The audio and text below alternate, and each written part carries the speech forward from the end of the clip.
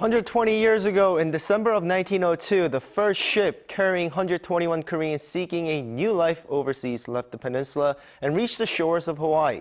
Back then, only 86 of those that arrived were allowed to settle on the island. However, fast forward to today, there are now more than 1.5 million Korean Americans living in the U.S. Now, that being said, I would like to invite someone who's seen it all. Born and raised in Tennessee and rocking an authentic Southern accent, comedian Henry Cho joins us this morning. Good afternoon for you, because you're in Tennessee. That's right. How you doing? Good. How about you? I'm doing great. Thanks for having me on. Well, it's an honor to have you on our show. But I wanted to start with a question. Now, you broke into stand-up comedy when Asian presence in the entertainment business was scarce. Now, I know this from experience because I grew up in the States. But how hard was that for you to break it into the scene? Yeah. Good word. It was me and a guy named Phil Nee out of New York.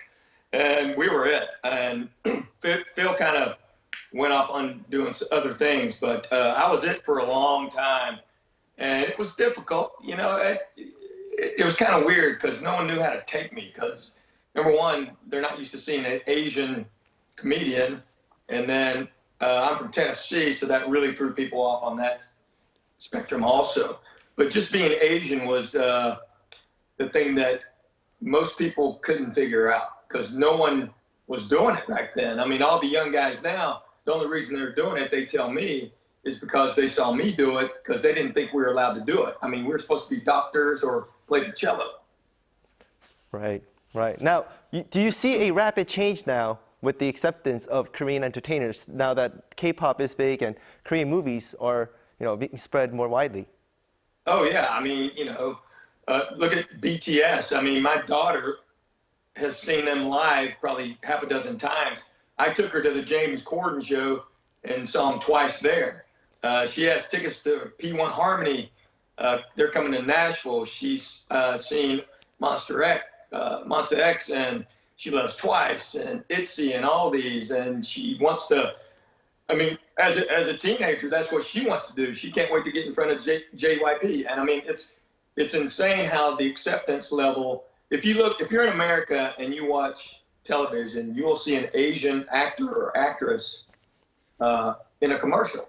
When I was starting out and I'd go on auditions, it was me and a bunch of white guys, and they thought, oh, they're going Asian? I go, no, they're going guy.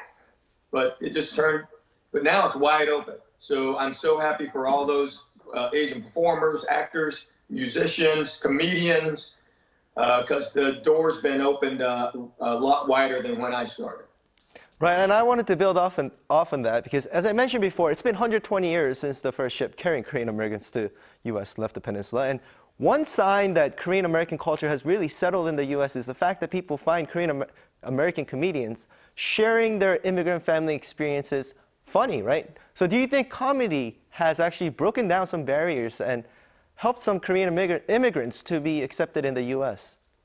Yes, 100%. My parents immigrated here 70 years ago. Then they speak fluent Korean, but they were trying to learn English because that's how it was back then. In Knoxville, Tennessee, you didn't have an Asian community, let alone a Korean community. So for them to communicate, they had to learn English. So it was a different situation for them back then. But humor has always conquered all. You can diffuse anything with humor. So I think that's helped a lot. I think Korean Americans are treated differently. I was the first Korean American to do the Tonight Show. I was the first Korean American to do all these different things as a comedian. And if it wasn't for comedy, I would not have been able to make those steps. Right, and as I said, I grew up in the States, and it was great that some of my white friends, like you put it, knew and relate to some of my lifestyle because of the comedy shows that you and other comedians have put out there. Well, thank you so much for joining us this morning and afternoon for you, and I hope you have a great New Year, actually. Hey, thanks a lot. Happy holidays, everybody. Thanks for having me on. Y'all be safe.